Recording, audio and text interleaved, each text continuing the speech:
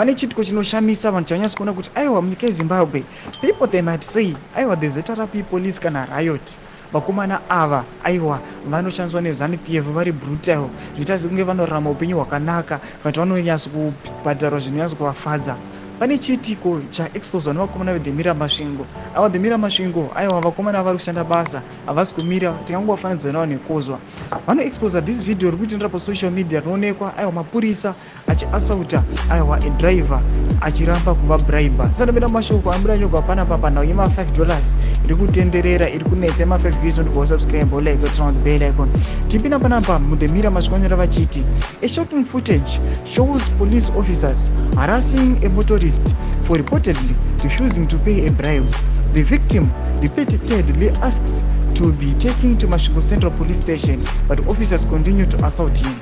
Panapa video ramuri kuona iri rinoshowa wamuri kuona uyo the driver ari kuti aiwa ndiendese to the Central Police just because mabatiro aari kumuita aiwa they are not safe and they are not fair.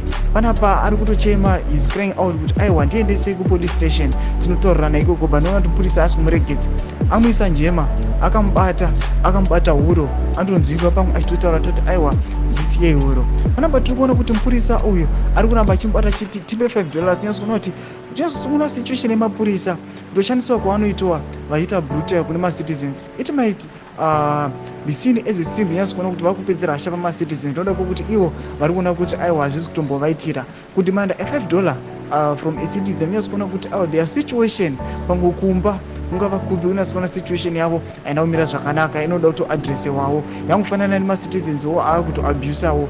Ndomashoko anobuda panapa achitaurwa achiexposa nevakomana veDhemira Masvingo kuti aiwa nhau iyi yemapurisa aiwa yaitika inoda kutoti mupurisa uyu atobhoyomira pamberi peThe Court anyasa kuadresa nyaya yake kuti aizviitire zvekuti aiwa anouya achiasauta achiharasa emotorist. Tuze mafunguro enyu moti kudii pamusoro pechitiko ichi. Pinda comment section medu musana subscribe or like turn on the bell icon.